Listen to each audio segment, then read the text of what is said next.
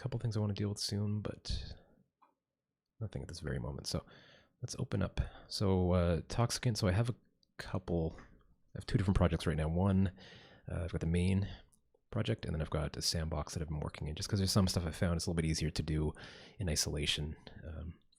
Like I've been thinking about how I want to progress the procedural level generation, where in the current version it's basically single floors, right? So you play a level and it's like, just even though it's 3D, it's pretty much just one level. And then when you beat that one, you go to the next one, it's another floor, and so on and so forth. You can't go back. They're not really interconnected in any way. They're completely independent. And I thought having these slightly more open, like basically the game is one big level. While there'll be some technical challenges, I think it would be a lot more interesting to play something like that and allow for a little bit of backtracking. Like maybe you reach an area in the first level that maybe you don't have enough resources to get into for, because we have like blocked off rooms that you need either a pickaxe, or you can blow them up with this kind of quasi rocket launcher that you have, kind of multi-purpose, sort of not quite a weapon, more of a tool, but you can use it as a kind of grenade launcher thing. So I think that'd be interesting. Where in the current version, basically you have to find a rope in each level, and then you use the rope to get to the next one. So the ropes are kind of like keys, basically. And I thought in the next iteration, they could be more like usable items, and I could potentially have more than one per level, like maybe some hidden ones that you can use to access kind of secret areas within a level, something like that. So actually, on my channel under clips, there should be a clip where I go through that in a bit more detail if you're curious. Plus, do a little bit of some Blender stuff and things like that. So this is this is just a test scene in the main project. Let's get rid of that UI as always. And so I've been working on, trying to get the climbing working right. Kind of a combination of things. So for the multi-level stuff to work, I need not only climbable areas, which there's always been some version of climbing in the game, or at least in the game code, not necessarily in all the builds. But the original versions were based on climbing straight up vertically. And I'm thinking what I want to do now is have more sort of a sort of sloped thing like this, where you can kind of walk up it slowly. So the idea is you'd get the rope and you'd position the rope and kind of like have a rope launcher or something, and it would shoot up to the top, and then you'd kind of climb up it, but sort of walking. And if you didn't have a rope positioned, or if you walked outside of this, you would just slide down.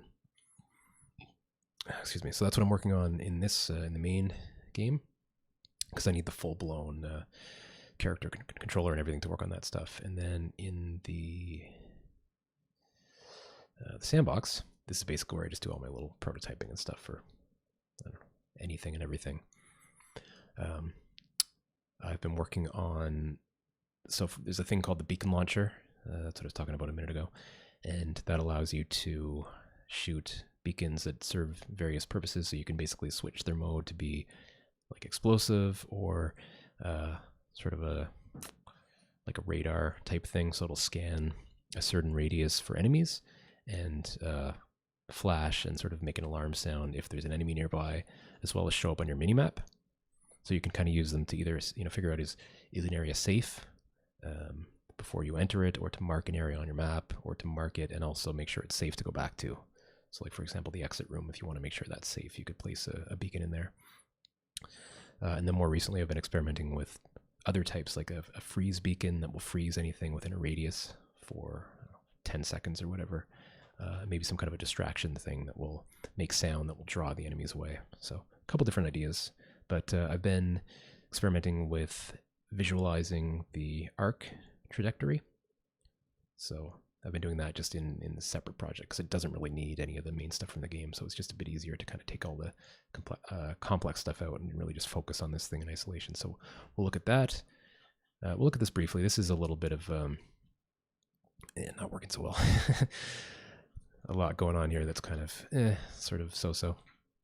Kind of got the old climbing half ripped out and the sliding stuff kind of half working, but you'll see there's a lot of quirks. So that's going to need a fair bit of thought, I think, before I really finish this stuff. So just waiting for the other project to load here. And while I do that, I'll talk a bit about what I plan to do with this next. So as I mentioned a little bit earlier, I've been working on it for 2-3 years now, I think. It's kind of hard to say now. Actually, we'll probably look at the devlog. First post. There you go. October 2016. It was basically right when we finished Ricardo and I finished Operation Hardcore, kind of towards the tail end. I was already sort of jumping into this and prototyping.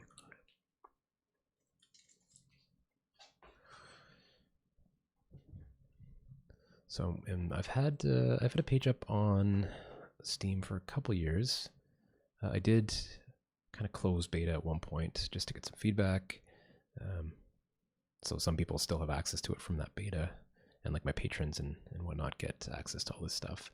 But I'm thinking what I'll do for this is the same thing I'm doing with Super Rocket Ride, which is to do early access more so on itch first, kind of like a soft launch, sort of just put it out there, and if people want to check it out, it's there at a lower price point, and then either do full release on Steam or maybe do a kind of more polished early access on Steam.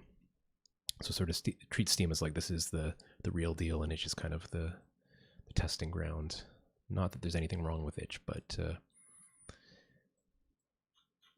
I found, like, you know, they say you don't get much visibility with Steam, but I found you get even less with itch. Go figure. You'd think it would be more indie friendly, but maybe there's a lot more just kind of random stuff on there. I don't know. So this is the sandbox test project.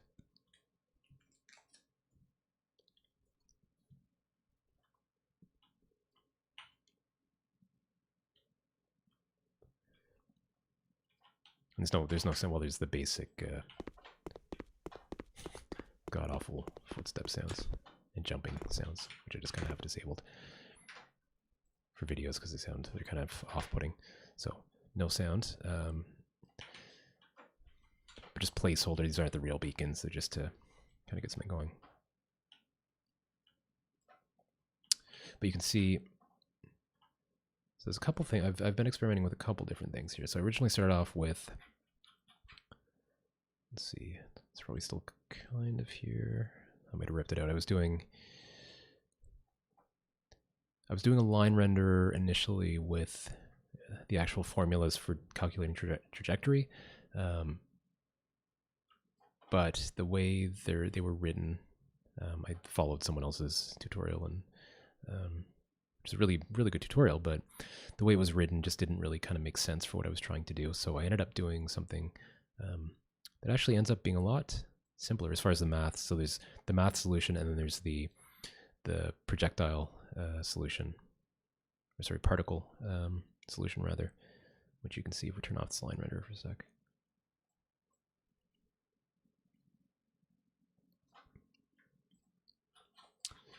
Let's see if we pause this for a sec. Probably show you a bit more easily here. Can we? No, we can't play that in pause, can we? I'll stop it for a second. I think I can play it here so you can see.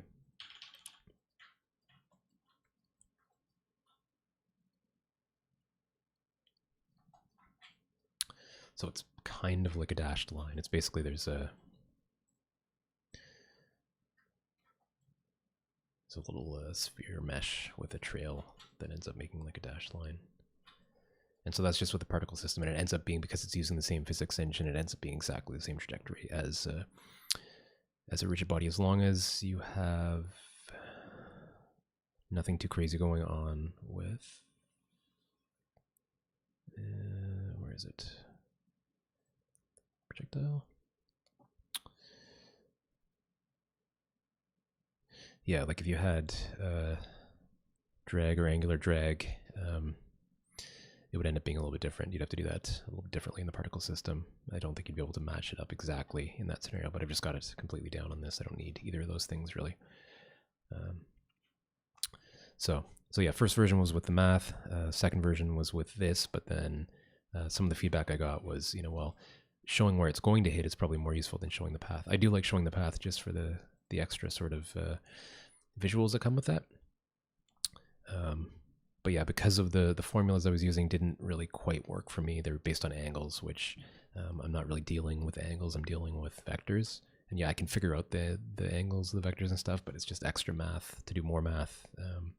So I ended up doing something a lot simpler to do the math part, to figure out where it's going to hit.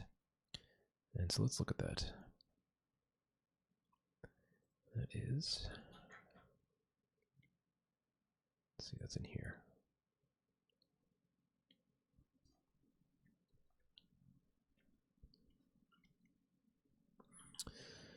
And I will post some links as well. I meant to do that earlier. So I'll post a link to Super Rocket Ride.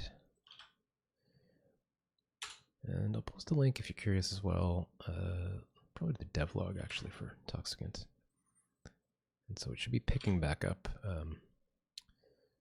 fairly soon as we wrap up Super Rocket Ride. Kind of excited actually. Like I've been working on many different things. Let me just swap out this logo here so we got the right thing. There we go. That's better.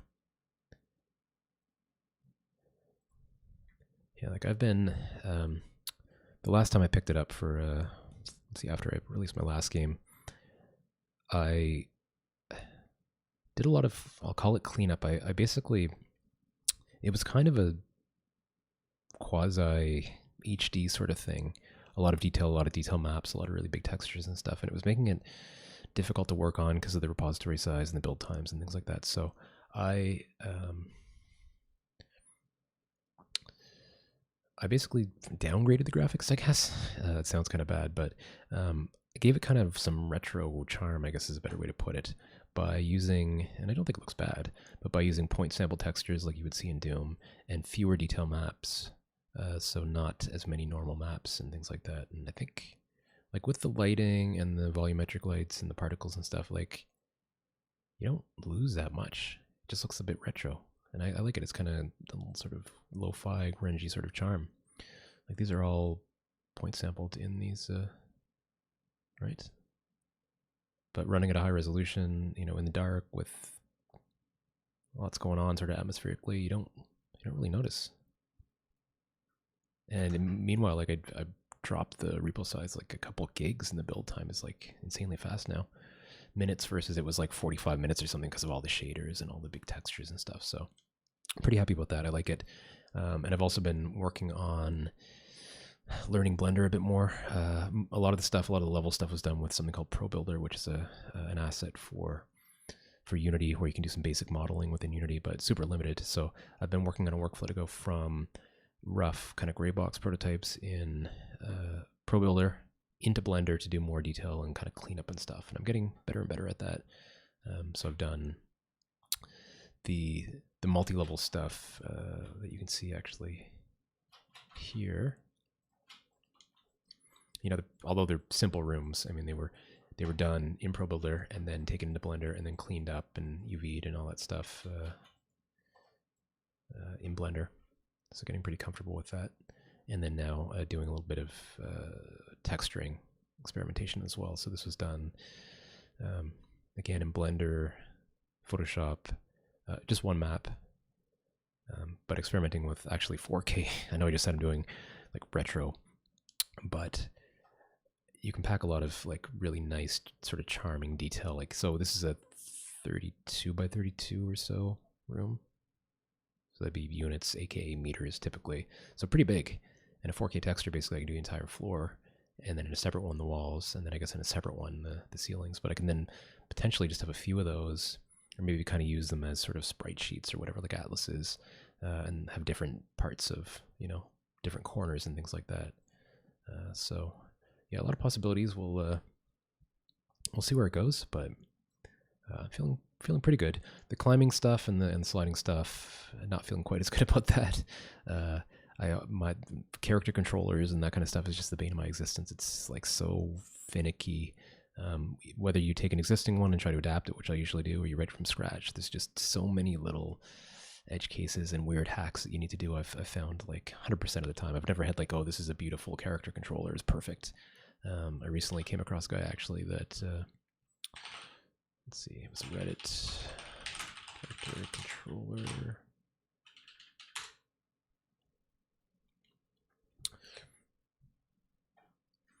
So the title says it all. Finished my ideal character controller after 2 years of research and iterations. That looks really good. I think he's maybe selling it on, this is Unity, yeah. Maybe selling it on the asset store. Looks good. And I've thought about swapping out the one I'm using. I'm just using the, one of the stock Unity ones with some modifications. But he's got like all the various things you could want. Different slope angles. Apparently sliding, you don't see it in this one. Pushing stuff and corridors and the moving platform stuff's pretty cool here. This is hard. Like moving platforms. One common technique is called parenting, where you basically attach the player to whatever things that's moving, but it's super risky if you have bugs in that shit. You can end up like with, yeah, the player getting kind of stuck on something. So yeah, but that says it all.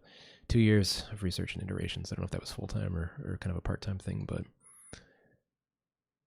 yeah, a lot goes into these things. Like you think about something like Mario, you know, probably that was, well, certainly at least one person, if not a team of people working on that, you know, full-time, probably forever, probably working on one and then, you know, taking that version and putting it into the next one. Like you think about like Galaxy, for example, right? They probably built it in Galaxy or maybe took it from Sunshine and, you know, ported it to Galaxy and then just kind of kept iterating it and kept expanding it, involving it with every game. So mine is not that robust.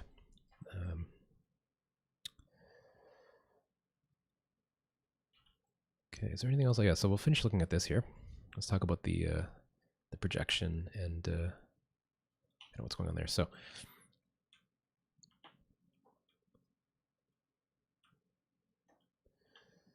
a couple little quirks. I'm using a third-party asset to do the projection here.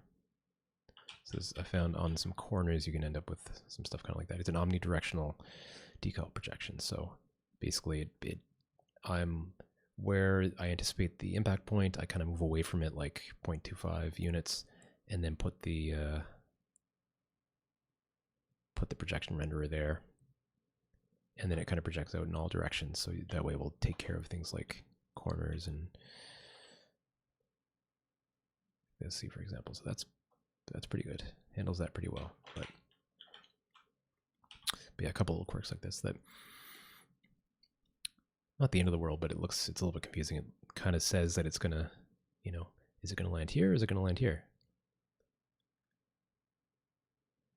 But I think it may be that, well, a couple things. The way I'm kind of doing this pulsing size thing does affect the projection, obviously, because you can see that. And I might not be projecting far enough away from the impact point as well. That might be part of it. But like on flat surfaces, quite good. I might look at doing a different version of the decal, like in this scenario. Like if the normal is facing perpendicular to the player. Well, I guess that'd be this too, but like a certain angle. Maybe use a version with a thicker outline or something like that. But we'll see. But the prediction, as you can see, is quite accurate. And this ended up being really simple math, actually, way simpler than what I was trying to do and didn't have any luck with. So let's look at that.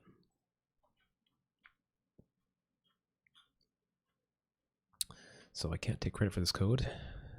Thank Stack Overflow probably, or Unity Answers or whatever, but super simple.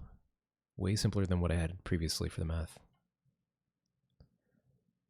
So basically just an arbitrary number of steps. Do a little bit of math to figure out what you want to use for your delta between steps. And then just do a loop, a for loop. And in this case it's setting, and I was using this to do some debugging, setting lines in a line render, positions in a line render. And then just increment the position and the velocity with really simple formulas. and that's it. So, and then I put that into a separate list, and I use that list. Now, this is not the best thing to do performance-wise, but I couldn't think of a better way to do it. Where is it rather? So I'm doing a for loop. I don't like doing raycasts in for loops, but I bail as soon as I hit something. And I could change the resolution. It doesn't need to be quite so high resolution, because this could end up doing up to 20 raycasts per frame.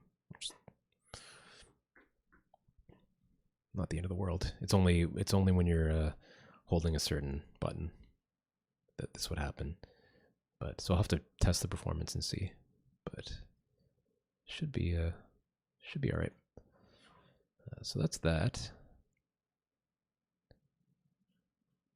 And I think that's all there is to look at here. Yeah, I was experimenting at one point with using particle collision events to spawn the projection renderer, because I figure it's already basically doing the math for me, and it would save me doing raycasts. But it also requires that the particle has hit something first. So you'd hold the button, and then you have to wait for the particle to hit, and then it would move the projection renderer. And then if you moved the mouse around, again, it would have to wait for one to hit to refresh it. So I probably could have gotten this working a little bit differently by like forcing a particle really quickly to hit something, but I mean, this math is dead easy. So the only issue is, yeah, how many raycasts can I afford to do?